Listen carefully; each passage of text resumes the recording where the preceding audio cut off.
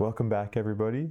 A quick recap of the events from the last few in-game timeline days. Some of the big story points that we hit. We found the first Minotaur temple, so we are actually still on that tile now. So that gave us a coordinate for being able to locate the Acropolis Sepulcher, which is where we expect to find the grave of Ariadne and King Minos himself, hopefully, who should be able to direct us to the Daedalus Vault, who ultimately, or where ultimately we expect to be able to find parts that we can repair the Argo from some damage that it sustained before this cycle began. Additionally, some of the other important things that we found out about the history of Crete from the completion of the Omega Hub of the Tears of the Minotaur. We found out that King Minos had made a deal with Poseidon and agreed to regularly make human sacrifices in exchange for being able to understand some of these glyphs and statues that were left by the Centamin, so that he could try to get some of their power and their knowledge. And what we found out was that Poseidon, quote unquote, symbolically or physically turned him into a bull. And the Minotaur is supposedly Ariadne's daughter. At least that's what the Adventure Hub implied. So that would mean that King Minos had been making sacrifices to sacrificing people potentially to his daughter, and Theseus was in love with the Minotaur. So I think we're getting some interesting, maybe potentially confusing messages there. But hey, Greek mythology is a bit weird in itself. So while stuff sounds a little bizarre, I think we'll continue to find out more about the story. But I think those are the main things that we learned in the last session. Let's go ahead and cut over to a better view here, our adventure view. And here we have our map. Before we actually get into the things today, I need to correct what I think just one thing from yesterday. We should be on day... we had just completed day 40, so we're going into day 41. I'd rewatched yesterday's video just to make sure everything looked good and realized that I'd skipped counting a day. So we'll go ahead and mark off timeline day 40 there. Luckily, there was nothing impactful happening between days 39 and 40, so we didn't really miss out on any special events there. We did everything associated with the day, but I think I just forgot to mark the timeline step for one of those days. And then the other thing that I forgot to do was move this last visited city token. This token isn't really, I don't know, I don't really pay attention to that much because it's rare that I would plan to go back and forth between multiple cities, but for the sake of the video, we should be pretty diligent with moving it around. So I had to move that token because we had recently visited a city down here, which, because of our Doom card, also had gotten not labyrinthized, what do they call it? It's a labyrinthian temple. So that city basically actually visited it. Wow, I can't say visited it. After we had visited it, well, that's a tricky phrase for me to say. After we went there, we a bunch of labyrinthians had come and basically placed a temple there, and so it became kind of a labyrinthian hub. So yeah, okay, I think we're ready to move on to our next day here. So let me go ahead and get some of these things set up. So we are going to go north from our current tile. So again, we are over here, and note that our pursuer is down here. And let me change the lighting a bit. I don't think we've given an unglared view of the map in a couple of videos. So let's go ahead and do that real quick. So you can see a little bit better view of the map. The reason why I don't keep this view throughout the video is because you don't get a good, it's hard to see the cards in this view. Maybe we can give it a try. We'll see. Let's see if I do the booster seat here. How would that look?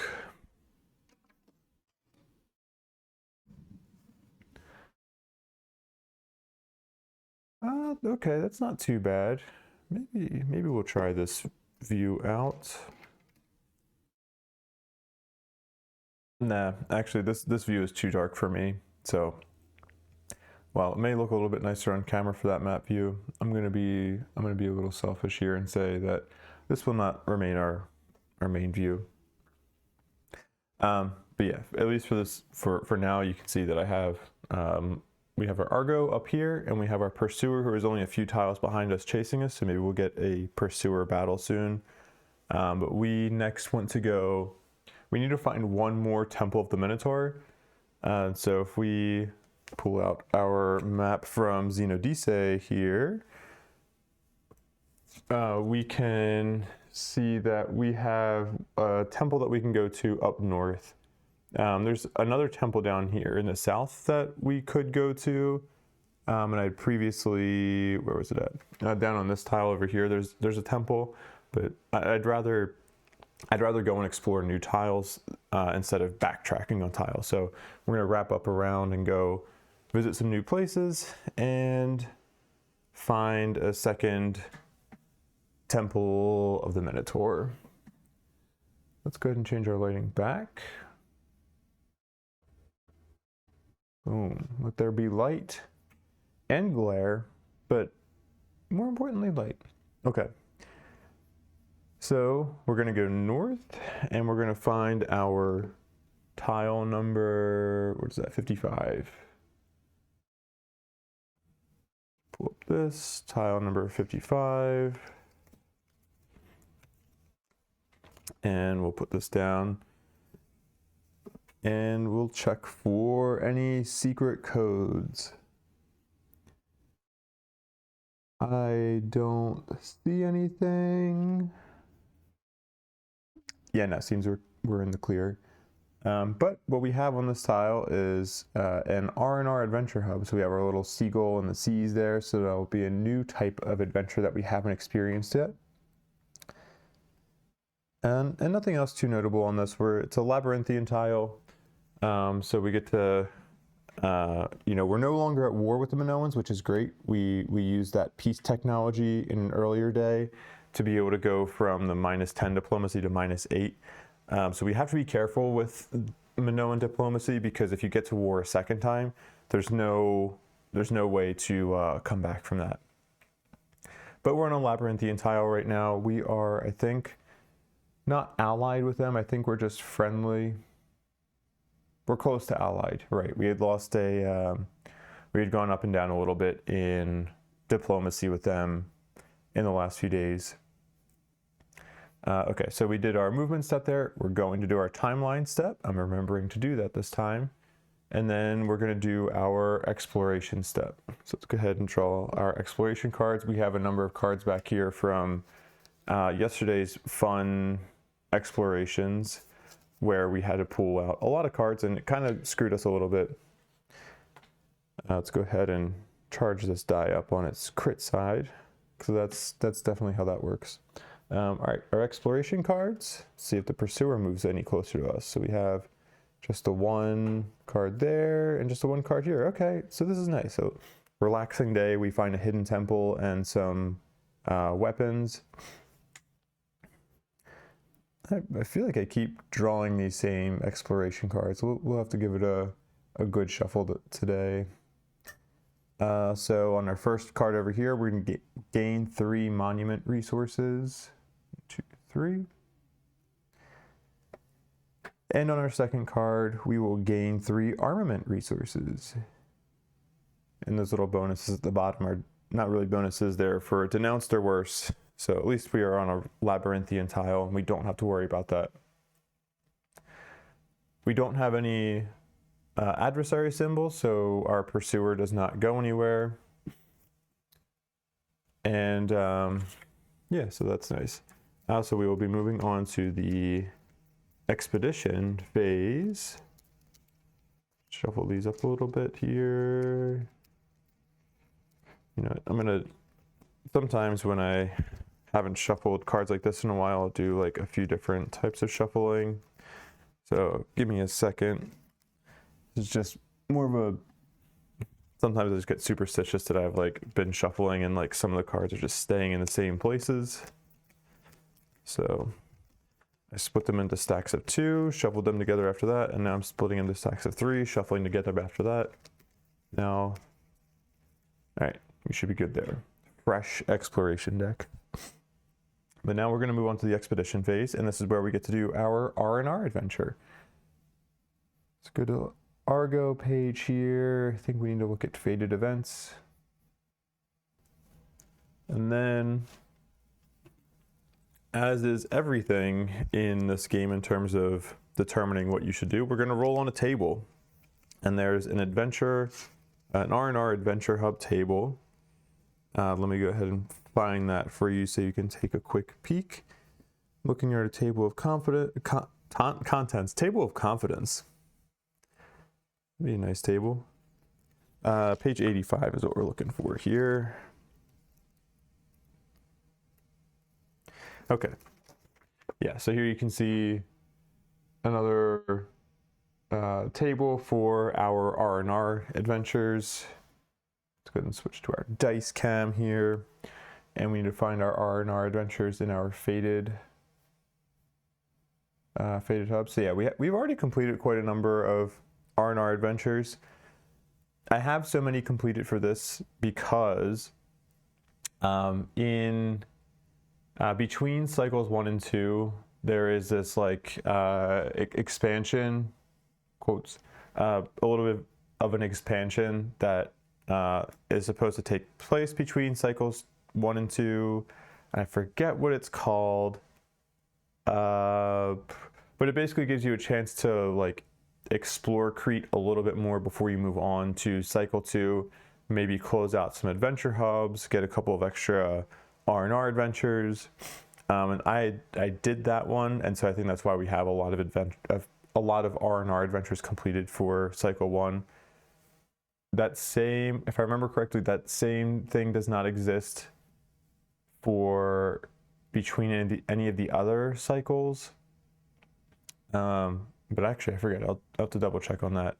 So I think for all the other cycles, we shouldn't have as many R&R adventures completed. But let's go ahead and roll a die here. Let's see what the die says we should get. We rolled a 5, which corresponds to feet for the Aeons. And it looks like we have that complete. All right, so actually, let's simplify this. We only have 1, 2, 3, 4 things that we have not checked.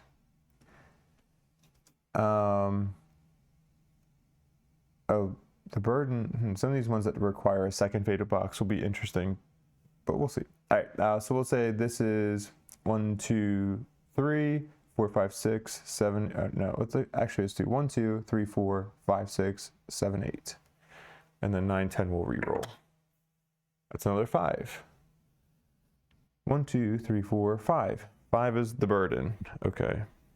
I wonder if this will make much sense without doing it in the same cycle. Where is the burden? The burden. Okay. 99, the burden faded event. Let's go ahead and check that. Oh, how you laughed about the old man being laid low by a teeny weeny pebble. The ribbing, the roasting, all in good fun, you thought.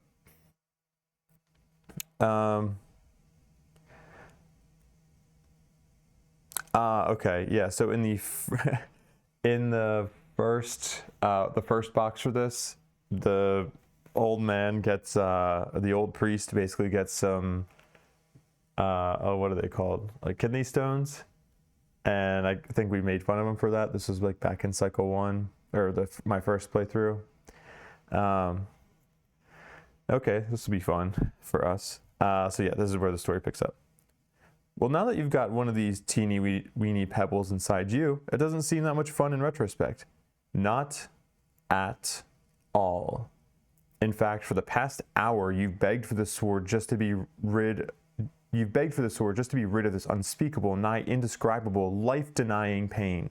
A dull, slow pain crushing you from within, coming like the tide, forcing you to expel all bodily fluids in every possible way and combination through every possible orifice, sans the one, the only one that matters in this predicament. That one remains clogged. There is much wisdom in struggle, yes, muses the old priest, as you're not sure if you detect a hint of sarcasm there. You detest him just as much. Do not fret, my friend. With time, all pain shall pass. Unless, of course, the stone does not pass. Then the pain will not pass as well. He adds, the tips of his lips twitching, but it may subside for a while. Your condition stabilizes in the evening. The stone indeed did not pass. This is a horror you will revisit. A calm watches over you, and you observe the setting sun. You feel tears welling in your eyes. Strange, as the only thing you feel now is subtle relief. Your mind wanders to the healers and academians, their progress hindered for unfathomable eons by the gods' decree. You wonder, will progress soar now that they are gone? And then we have some instruction here. Choose the player you hate the most. Well, there's only one. There's me. Their Argonaut gains the Eschaton Stones. Secret Deck 2, card 23. Subtract 2 Argo Fate. Okay, well, I love that part. And the Eschaton Stones, I think, are... I thought I had used these. Huh. I thought I had done this one maybe in Cycle 1, or my first playthrough. Maybe not. Maybe I just tried using them in the Menestus Theater. But, sorry, let me go grab those cards real quick, or that card real quick, and I'll show you what it is. But I think it can be both a positive and negative thing.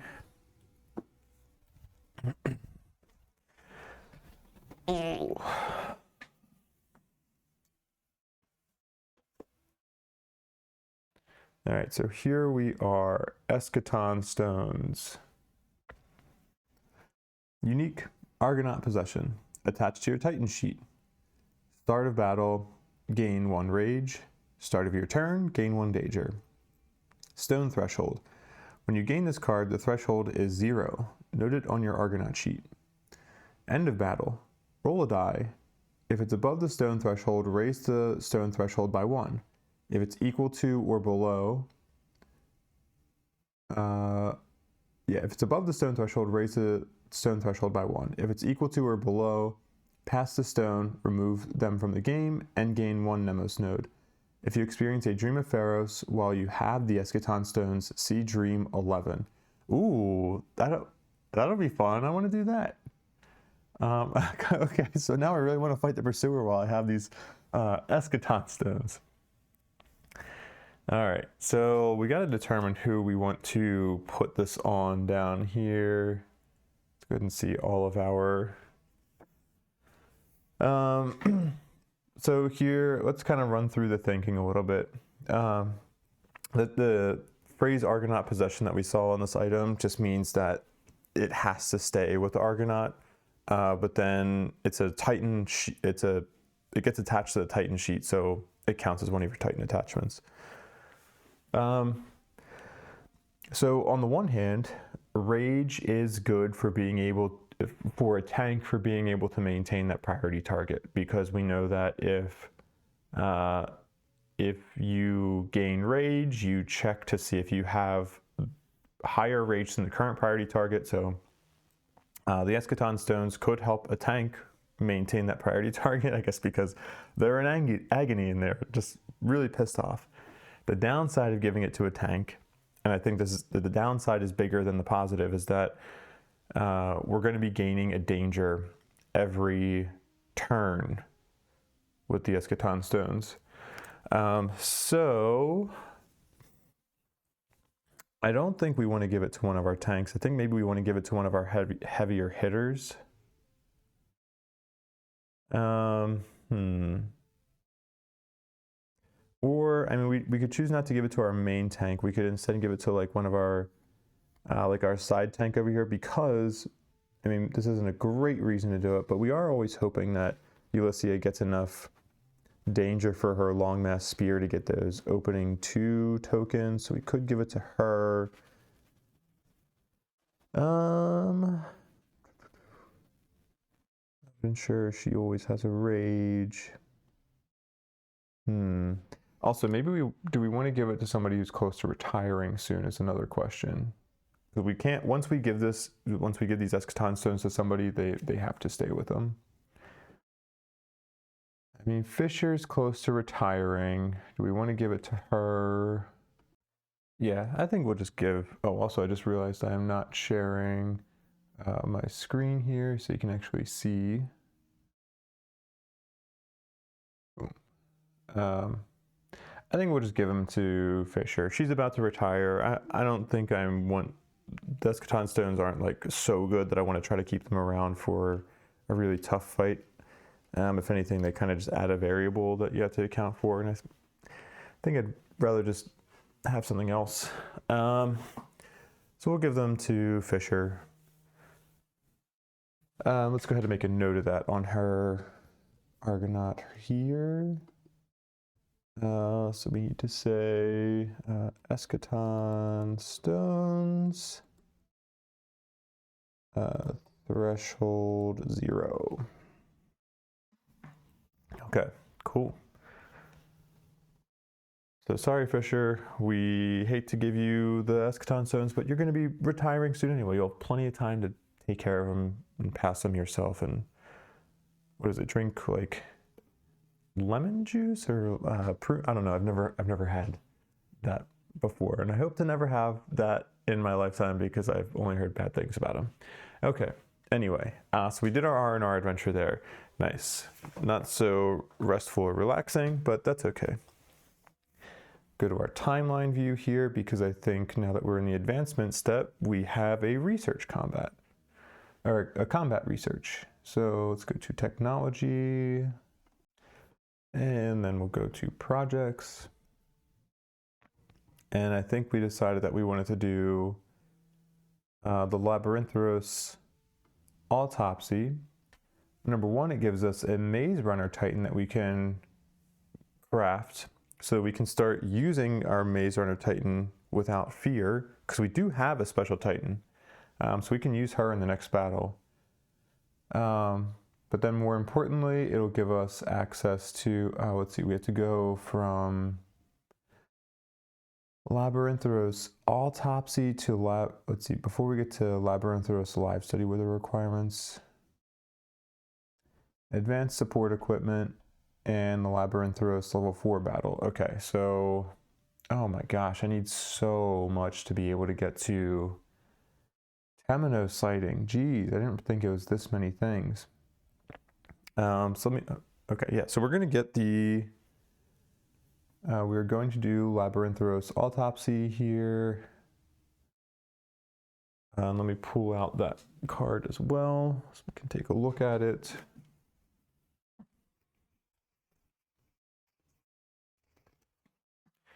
So yeah, this is our card. The text says, the Argo Works artificers managed to break this thing apart. It's no automaton. Behind the rusted machinery, an amorphous body hides, not unlike a snail. The priests believe it's some kind of worm. I actually wasn't really reading these in my first playthrough, so this is the first time I'm seeing that information. So there's probably some lore that I'm missing there. That's really cool. Okay. Then here is our the things that we can craft with this. So we can craft a Maze Runner Titan. We can craft an this Instinct Linothorax and a Bull Aspis. So let me grab those cards real quick and we can take a look at those new things because we may decide that we want to craft them. Here we go, Bull Aspis, Instinct Linothorax. I don't know if I'm pronouncing that right, but who's surprised? So here is our Instinct Linothorax, and here's our Bull Aspis. So with the armor here, on the left side, we have this +1 with a man doing a dodge. It almost looks like he's doing ballet. But that's +1 evasion. So during a primordial AI attack, if it normally requires you to get 9 or higher to evade, this would reduce it to 8 or higher. So a really cool ability. This actually plays well with Maze Runner. Like initially, if you have just +1 evasion, like that's good. It's not amazing, it's good. But evasion builds become much more powerful the more you can stack evasion. Obviously, like, you know, it makes sense. But if you can stack 2, 3, 4 evasion, then it's really helpful. But so with our Maze Runner Titan here, you can see her ability is that number 1, if she survives a major or grave trauma or an obol, you gain 1 temporary positive evasion token. So if she survives one of those traumas, then the next time she has to evade an attack, she has +1 just for that evasion. Once she does another evasion, then she loses that positive evasion token. That's why it's a temporary token. A permanent token, quote unquote, is really just permanent for the battle, and temporary is just temporary for the next usage. But potentially a little bit more powerful effect or a more reliable effect is if you're on a terrain tile, you have +1 evasion. So with the Maze Runner, like we could, if the Maze Runner is using this instinct Linothorax, then maybe it's Lenothorax. I mean, because thorax is pronounced thorax. Okay, well, I'll look that up. And yes, through the magic of pausing a video, I looked it up. It is Lenothorax. So the Maze Runner with his instinct Lenothorax is a pretty strong combination. And then we also have this Bull Aspis, which is a shield that can act in either an offensive capability or defensive capability. It's not a bad offensive weapon either. I mean, in terms of offense here, we'll compare it to our Temenos Scale Shield. Move this out of the way. So in terms of offensive ability, it is better than the Temenos Scale Shield because it gets an extra hit die. So it has a higher,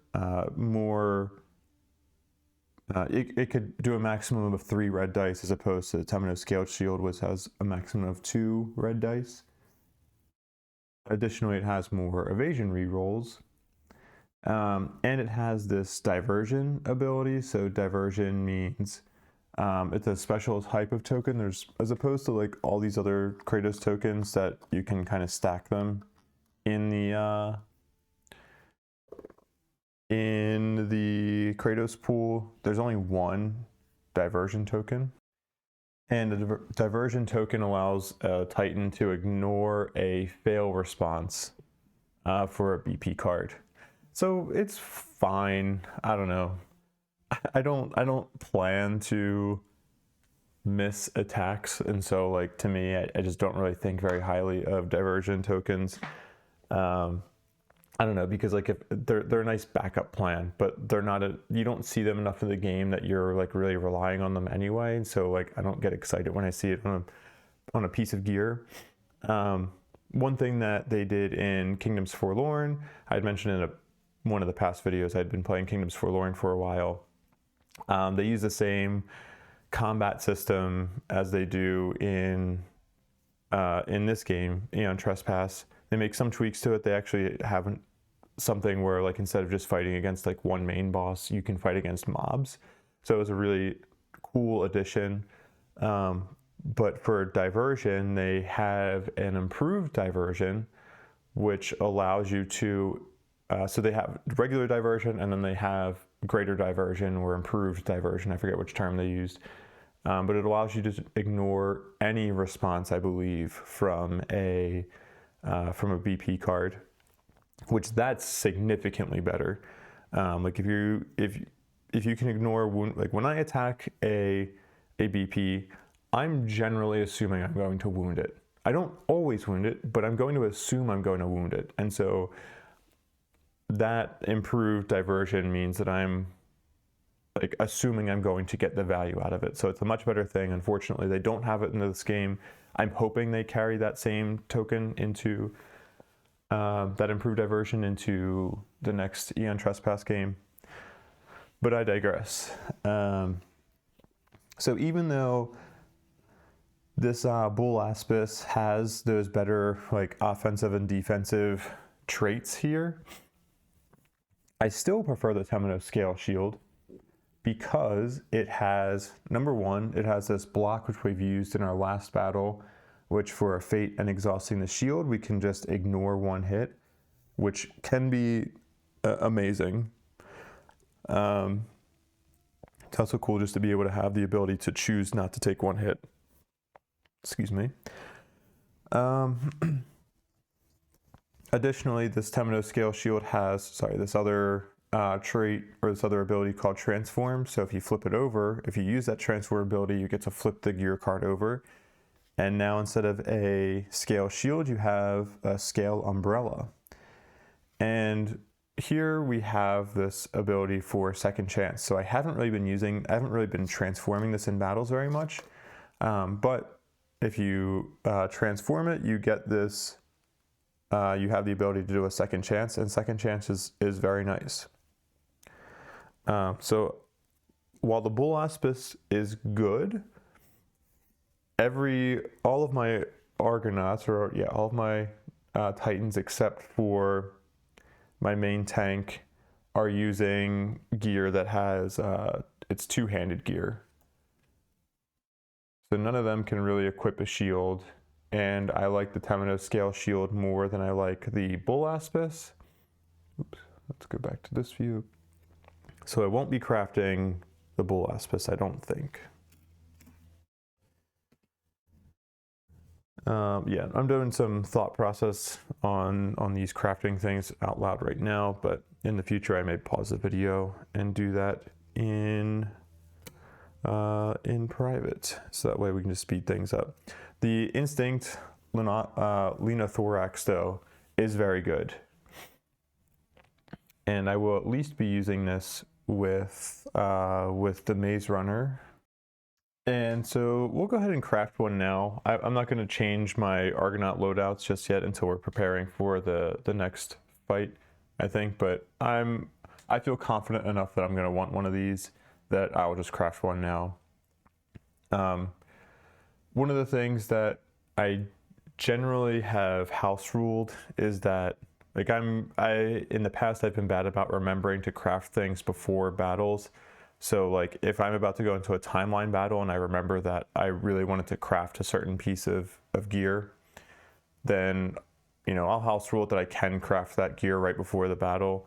But if it's something like a pursuer battle, like an adversary battle or like an unexpected battle, then I don't carry that same house rule through. But the Instinct Lenothorax is good enough that I'm happy to just craft one now ahead of time. And we can show what that crafting looks like. I mean, it's really simple. We just go to cargo, we go to gear, and because, let's see, all technology. Yeah, this isn't, because we're in cycle 1, so it doesn't really matter what we pick here. Oops. What does this do? Extra options, pick random gear. Okay, I'm gonna ignore that. I don't know what pick random gear does. But if we go down to Instinct Lenothorax, we click this little build button, we can see that it'll cost us 10 armament and 9 fleshy mantle. If you don't have enough resources, let's see, I'll show you an example of that. If you don't have enough resources, then, oh wait, nope, that's not what I wanted. No, I think I have enough resources for pretty much everything. It's just that, oh, this I don't. So yeah, if you don't have enough resources, then it'll show you how many resources of that you actually have. So this requires 5, but we only have 4. I wish, I do think it'd be nice, where was I at? Instinct, Lenothorax. I do think it'd be nice that it would show how many resources you have here, because sometimes I do get into situations where I'm considering crafting something, but I'll only craft it if I have like plenty of that resource. Like I kind of like hoarding resources to a degree. So that way, if I really want to craft something cool later on in the cycle, I can. I do like the crafting. I'll say I have like somewhat mixed feelings about the crafting in the game overall. Like I definitely lean towards liking it because it gives that a sense of limitation of like you have to be thinking ahead for what equipment you want to use, how you want to use gear. I think the downside of having to craft it and having to get those resources is that you're less likely to try new things and new types of gear. And I think that, you know, in the Minotaur theater, you can go in and like just, I can't remember if like by rule, I think you're actually only supposed to be able to use everything that you have. So like you should technically need to craft something before you use it. But like if you want a house rule in the Minotaur theater that you can just use equipment that you haven't crafted yet, whatever, I don't think that's a big deal. To a certain degree, like I think you need to be able to get the unique gear. You can't just, I don't know, whatever, you do what you want. I forget all the actual specific rules for the Minotaur theater, but you could do a little bit more mixing and matching in that and do some more experimentation there. But I think by the time you get to the Minotaur theater, like the challenge is going to be high enough that you may not change away from what you're using unless it's not working anymore. And by the time you get to the Minotaur theater, you might already have some favorite gear that you prefer to use, and you might be less likely to change. I don't know. I don't know of a good solution to it. I think overall, I would rather have this crafting system in the game as opposed to just being able to freely like swap in and swap out equipment as soon as you just unlock it with the technology. I'd rather have this limitation of being able to craft it. I know in the next game, the 12 Sins of Heracles, they have a different system for getting resources. I don't know if the crafting system is different. I think they actually have a demo of all this stuff available on Tabletop Simulator. I haven't tried it yet. But yeah, so anyway, just a tangential thing. But so we're going to craft, I don't think I crafted it yet, right? I wanted to check before I craft it. We have, what did we say it was? We can also look on here. Yeah, 10 armament, 9 fleshy mantle. We have a bunch of armament, and we should have a bunch of fleshy mantle as well because we fought the... Oh, wow, we only have 10 fleshy mantle. That's going to use up most of our fleshy mantle. Wow, did we just not get that much from our last pursuer fight? Or maybe we didn't have much to spare from that one?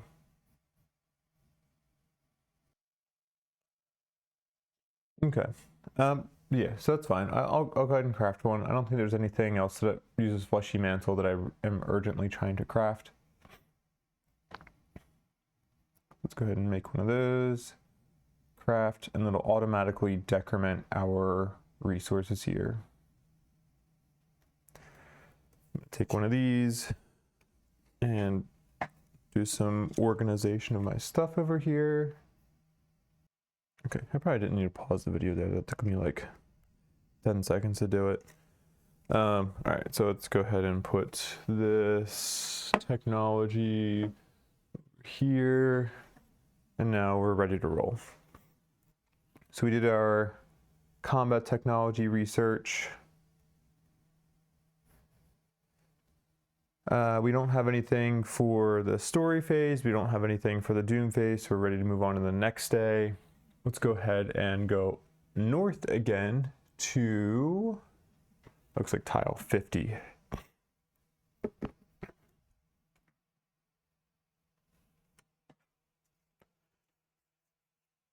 All right, we got tile 50 here.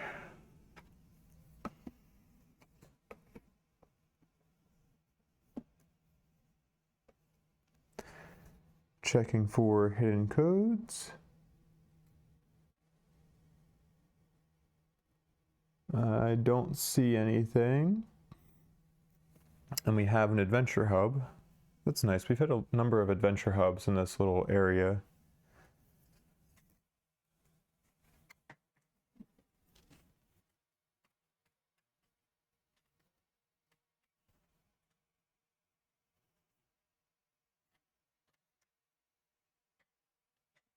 And we'll do our timeline step. And let's see, so we did timeline, now we're on exploration. Draw our top card here. Ooh, dog days. Right, that's a continue going, okay. Then we'll draw another pile over here, we have an adversary activation. All right, let's do our first pile. For each 3 strangers, lose 1 crew. Oh, it's for each 3 strangers. Oh man, okay. Then lose 3 strangers. If no crew is lost, gain a stranger. So with that Argo Fate that we lost from the R&R adventure, do we have a technology that lets us try to avoid losing crew?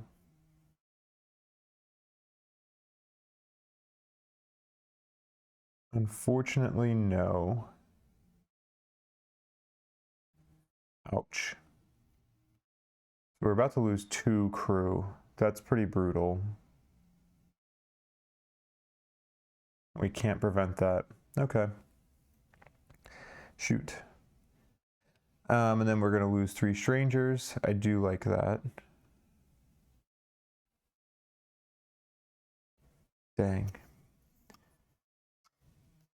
This is the highest my stranger count had been this whole cycle, so I kind of forgot that said for every 3 strangers. I was thinking it just said if you have 3 or more.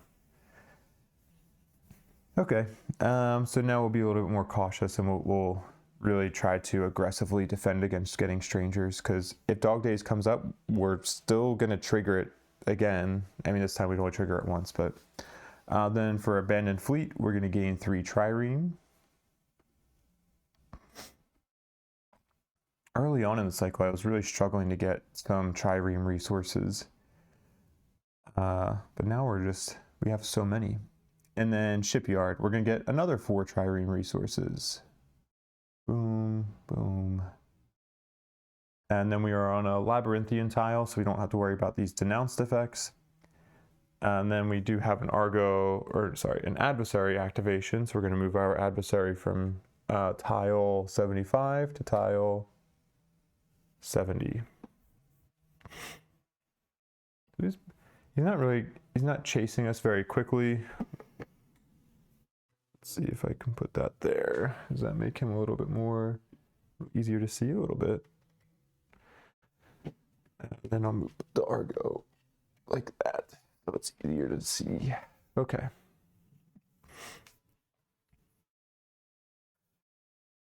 So we did our exploration. We'll take those cards and shuffle them back in. So we did our exploration. We have an adventure symbol for our expedition phase. So we'll resolve that shortly. Okay. Share this. Go ahead and roll a die, and then we'll check what. Okay, I think that would have been Tears of a Minotaur again. I'm really good at rolling for that hub.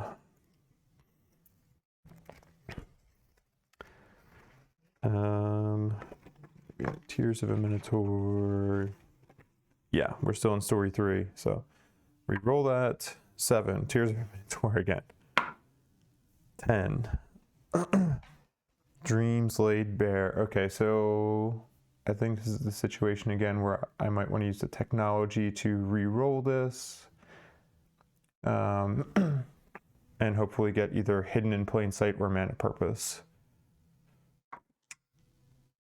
That's Tears of a Minotaur. 5. Dang. Uneasy Rests the Head. All right. We'll have to do that one. Unfortunately, it's an alpha adventure, and we will that Nemos will just go into our Nemos vault. So we're going to go into that. We'll do the alpha adventure, and we're going to have to read Balance of Power. Let's see, let me go to that real quick. Where am I looking at here? Uneasy Rest Ahead. Come on. Wow, why can I not find this? Oh, okay, there we go. Page 59.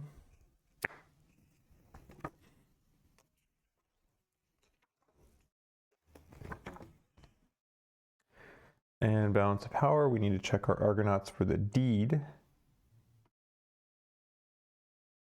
Oh, you know what? In retrospect, what I also should have considered was,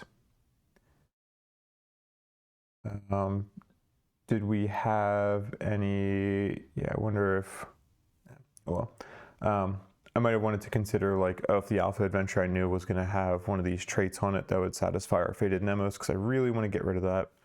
Like, every adventure hub that we don't add a node to that is kind of disappointing. So Uneasy Rest Ahead is, what do we say, deed. So we have that on A Night to Remember here for Fisher. Nothing for Anacreon. Nothing for Olympia. Nothing for Oleander. Just the one node that we got for Fisher. And we'll keep that page up. Okay. Balance of Power. The Argo lies at anchor off the coast of Caliphatos. An uneasy pall hangs over the town. The dock is busy, but not bustling. It has none of the raucous vitality you'd expect from such a place. There's an air of hushed tension, like an oft-kicked dog trying to stay beneath its master's notice. Still, you've heard you might find answers here. As you disembark your launch, you are greeted by a squad of heavy-set Minoan troopers, worn guard by the looks of them. They're big and brawny, but disorganized. They're used to throwing their weight around more than straight-up fighting. Their leader flashes you a smile filled with gold teeth. "Welcome to Caliphatos," he leers. "We're going to need to search your ship." "Why?" one of you pipes up. "'Cause that's Andromos' law. That's why. Oh, and we'll need those weapons from you. Too many of those maze freaks running around. You don't look like their type, but can't risk them getting access to weapons." On the dock, a grizzled old captain with a salt and pepper beard watches with interest. The same Argonaut makes an uncharitable suggestion about where precisely this lot can stick your weapons. Gold Teeth grins like you're about to make his day. So we should choose a party leader. I think you're supposed to choose the party leader before you start an adventure here. Who do we want leading? I don't know that I've had Oleander lead many adventures, so let's do that. Before he retires, let's have him lead an adventure or two. Some instruction here. Choose. Option 1. You came here for information. The last thing you need is a petty scap with some local thugs. You try to convince them that you're on the same side. And that would give us Minoan's diplomacy +1. Otherwise, option 2, these people are used to getting their way. Strength is the only language they understand. You threaten them. And in that option, we would lose Minoan diplomacy. I need to gain Minoan diplomacy, so I'm sure there will be some negative consequence to this because we only see a positive consequence right now, but we're going to do option 1. You came here for information, and we're going to gain a Minoan diplomacy, and we're going to see paragraph 3. Argo, diplomacy, boom, boom. Paragraph 3. You assure them that you're working with Minoans and have no intention of letting your weapons fall into the hands of the Labyrinthians. Gold Teeth starts nodding along as you talk. We would gain a stranger and subtract 2 Argo fate. Or gain a stranger, subtract 2 Argo fate. Okay, well, so I'm absolutely going to gain an Argo fate here. to try to prevent this stranger gain. Oh, and the stranger gain is I think it's a negotiation check, right? Which would be good because we're on a labyrinthian tile. So we would have a little bit of a bonus there.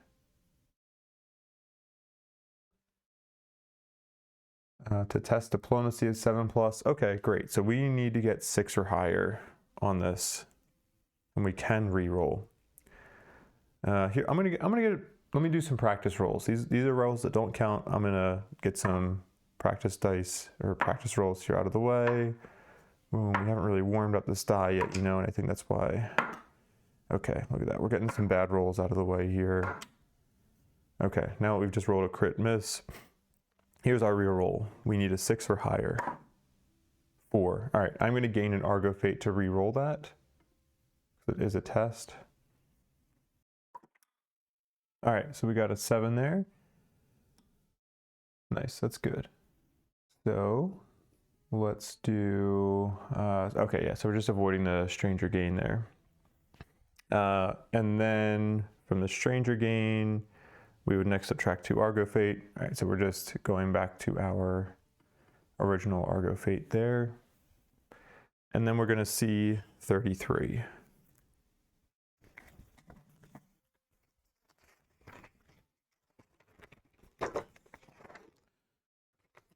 33, an easy rest ahead. Yeah, here we go. From behind the brute squad, someone clears their throat. A whip-thin woman steps into view. She circles around the group like a tiger. Leave, she said. Oh, that's a burly woman. Leave, she says to Gold Teeth. We are enforcing Andromeda's laws. The Aurochs does not make the law here. This is Yumaki's town. As such, it falls to me to interrogate new arrivals. You thugs couldn't spot a member of that accursed cult if they were carving lines into your forehead. You wonder how this woman dares stand alone against the crowd of thugs. A flicker of movement from a nearby building answers your question. She has javelin throwers on the roofs, covering them. The woman barely glances at you. Run along, she says. These brutes won't bother you further, but we'll have our eyes on you. There's no good reason for you to get in the middle of this. You head away from the docks and into the town. And we see 45.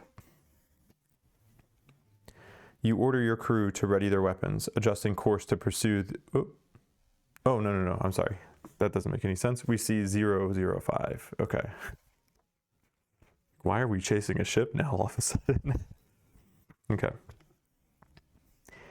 It seems Kaphalatos is even more riven than the rest of Crete. No wonder the people here seem so cowed. The old captain from the docks falls into step with you. So you've met our fearless protectors? Tell me, travelers, he says. Do they make you feel safe? As you walk, he lays out the situation in Caliphatos. Andromos, known as the Aurochs, is the head of a noble family that ruled here for generations by Minos' mandate. Yumaki has come to town more recently, claiming to be in charge with an iron scroll from Princess Phaedra.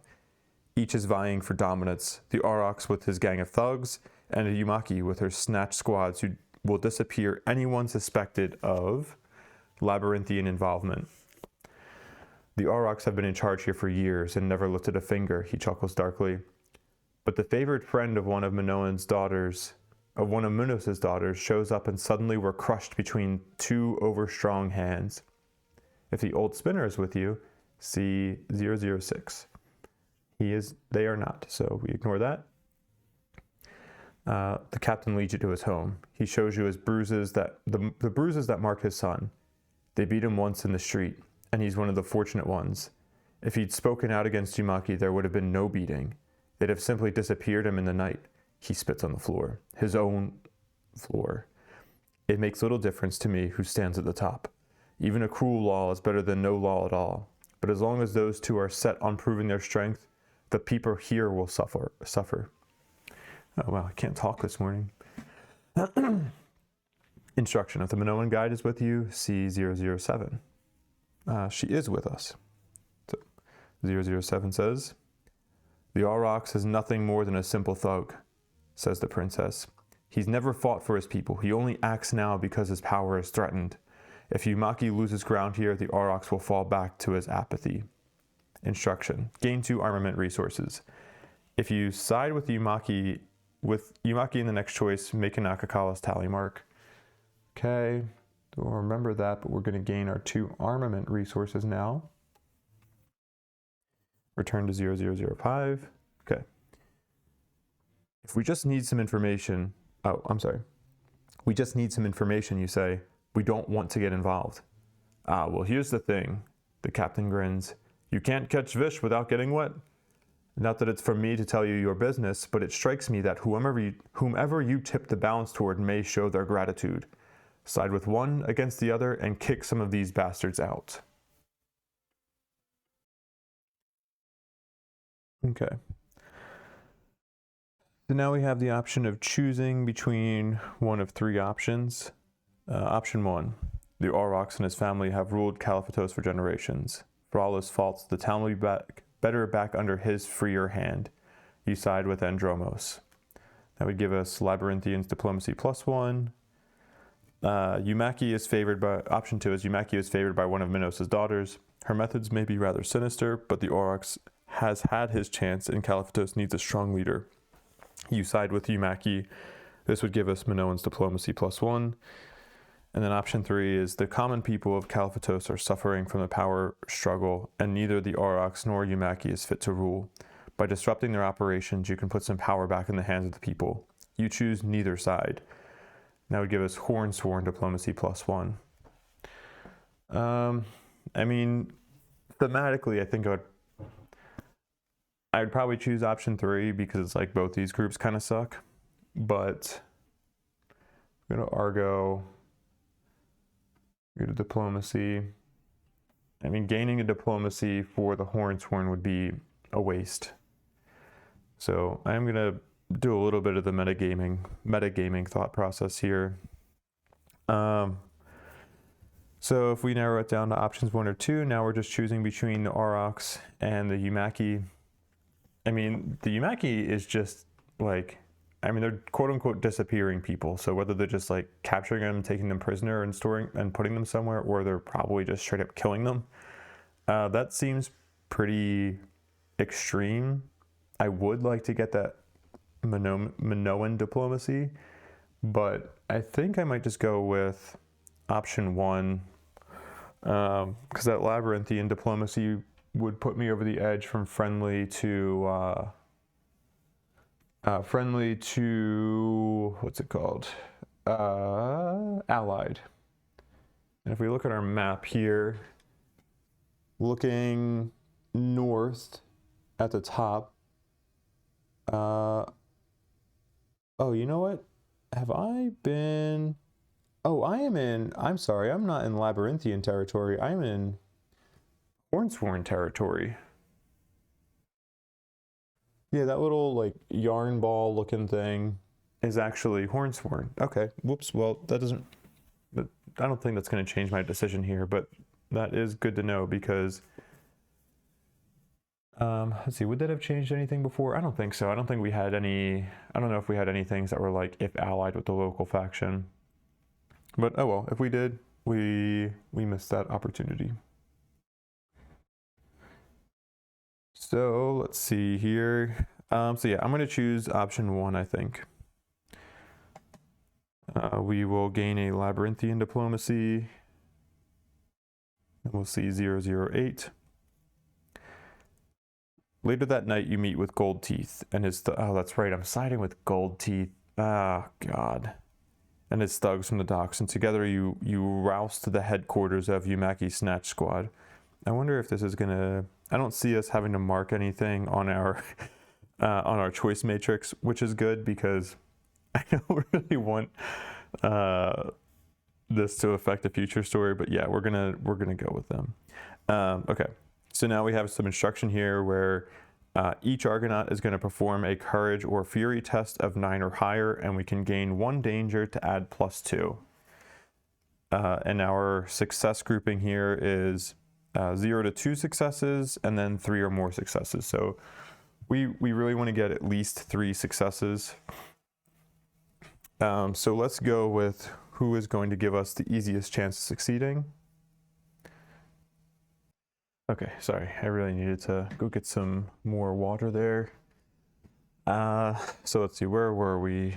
We were about to do a courage or fury test for each of our Argonauts.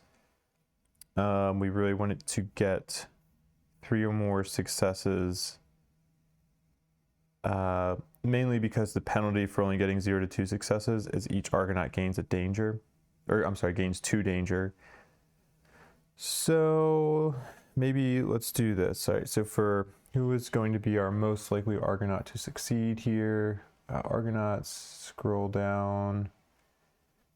Courage or fury, we said, right? So courage 0, fury 1, courage 0, 1, 1.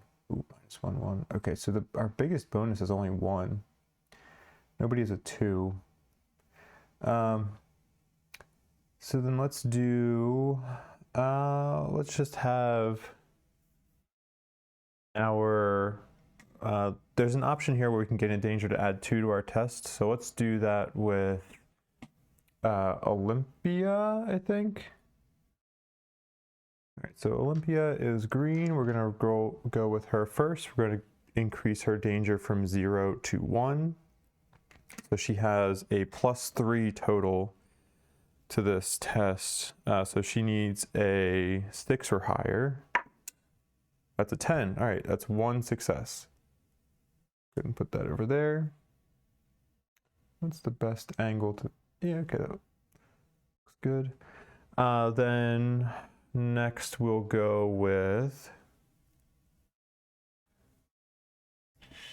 let's go with Ulyssia here, or I'm sorry, Fisher. So we'll go from 0 to 1 danger. She's red, so she also has a +3 total now, so she needs a 6 or higher. That's a 2. We're gonna fate reroll with her to go from 2 fate to 3 fate. Oh, and that's a 2 again. All right, so that's a failure. Then let's go with Oleander here. Gain a danger. We has a +3 now as well. He is yellow. We need a 6 or higher, and we rolled an 8. No reroll necessary. Let's do this actually. Boom.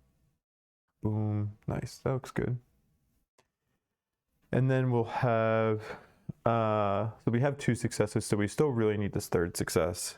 We're going to gain a danger with Anacreon, so he needs a 3 or higher because we will use his fury for this test. So let's see, he needs a 6 or higher. Nice. That's a 10. Ooh, boom.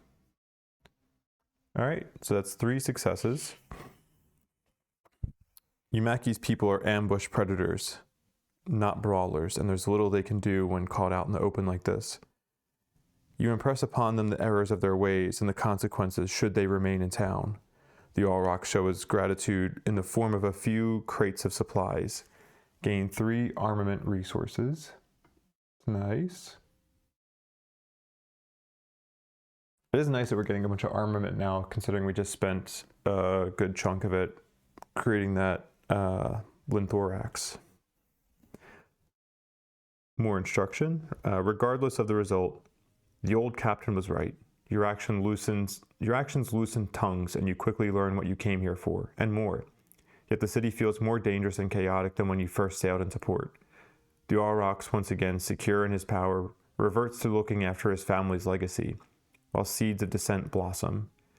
You are left to wonder why the Minoan dynasty, besieged from all sides, still has time for infighting. We're going to gain a progress token and a doom token, and then the least likely Argonaut gains the Family Feud Nemos card. All right, so we're going to gain a progress token. Because we're at 9 out of 9 on the story card, the other thing that you can do with progress tokens is put them towards Inwards Odyssey. And every 2 progress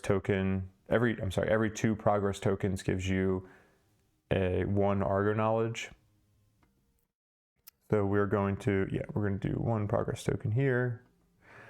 You gain Argo knowledge in a variety of ways. So like if I have the option to put progress tokens on the story card, I will generally do that instead of putting them towards the Inwards Odyssey there. And then we gain a Doom as well. Do we want to try to avoid this Doom gain? Yeah, let's try to avoid it. Let's see if we can. Let's gain an Argo Fate. What we needed, double check this real quick. I think I need to do 9 minus 2, so I think we need a 7 or higher. X is 9 minus the number of your current Doom card. Yeah, we need 9 minus 2, so we need 7 or higher. Did I gain the Doom already? I'm sorry, yeah, the Argo Fate. I gained the Argo Fate already. That's a 3. Do we want to re-roll that? Nah, I don't think I want to re-roll that. I probably should just gain that Doom, but that's okay.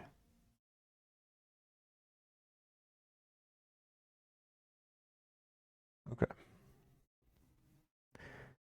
And then the least likely Argonaut gains the Family Feud Nemos card. And so because all of our Argonauts have Nemos already, I think we put that into our Nemos vault. So the next Argonaut who comes out of retirement will potentially be able to get that card instead. Trying to do a bit more pausing between things than like pulling things out here. I don't know if it's going to make the video seem more jarring, but we're trying things out. So here is our Family Feud Nemos card. It's fine. It's similar to, at least the first ability is similar to an Adewana Ghost module without the fate gains. So that is nice. It's good for early in combat. But yeah, this will go into our Nemos vault. I'll put that over here. Okay.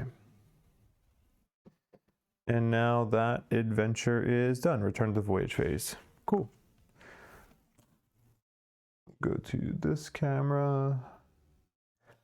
And from there we finished our expedition phase. So let's check our timeline. We have nothing for the advancement phase. We don't have anything for the story phase or the Doom phase. So now we're ready to move on to the next day. And we'll continue going north again. We're gonna have a combat encounter in the next day. So I think what I'll do is we'll finish up until the combat encounter, and then we'll make the combat encounter the next video, and we'll see how that goes. I think making the combat encounters as separate videos will probably be the right move, just because combat is probably gonna take me usually like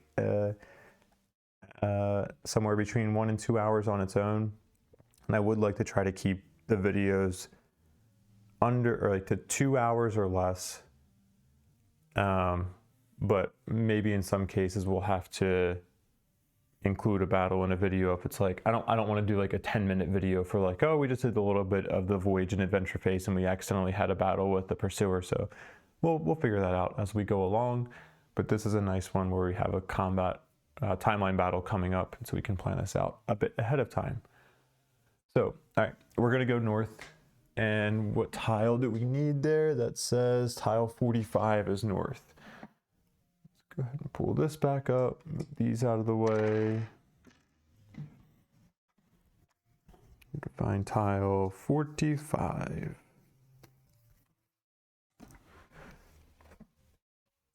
And oh, amazing. That little X symbol will let us do repair the hull a bit. Oh my gosh, that's excellent. All right, so we need to check for any hidden codes here. Ooh, there is one. Nice, up in that top right corner of that iceberg there, it says 0312. So let's go ahead and mark off our timeline day here. We're going to make a note. Let's be more specific with our notes now. Maybe we'll try to, let's see, secret, no, map code 0312. Write that down. And then, yeah, okay, so we have a Titan gain symbol, we have a Argo repair symbol, and then we're on Hornsworn, not Labyrinthian like I had been saying. So that will go there, move north. Oh, I didn't even show that. We're getting a little bit to the edge of our map up there, but I think that's fine. You don't really need to see the tiles in detail when they're on that large map view. I think as long as I'm showing them as we are discovering them, that's the important thing. So yeah, we're up top there. And what is our next step? We're gonna do our exploration. Because there was a Titan symbol on there, we're going to gain a Titan. Titans, add new Titan, the Dreamwalker Titan. And then I think we do this hull gain at the beginning of technology. I assume we do it in the, maybe it's in the advancement phase that we would do it. Negotiation, no. Where would it be?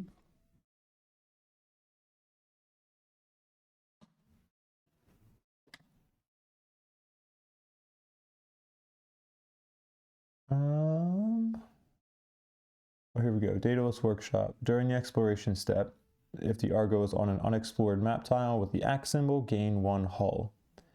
All right, so we are going to gain 1 hull. That's awesome. All right, so we're at 60% hull. So that means our crew is a slightly higher priority now than hull. So yeah, we do want to avoid losing any more crew. I'm a little afraid of Dog Days coming back. I can't remember. I feel like that card comes out at some point. But let's do the rest of the exploration phase here. Draw some cards. Let's see, end of that pile. Oh boy, Maze Storm. And then we go to Abandoned Fleet. All right, so our shipyard, we get 4 trireme resources. Almost at 40. Maze Storm, we're gonna gain a Doom. Let's just gain that Doom. And then Abandoned Fleet, we're gonna gain 3 trireme resources. Wow, just so many trireme resources now. And we have an adversary activation symbol.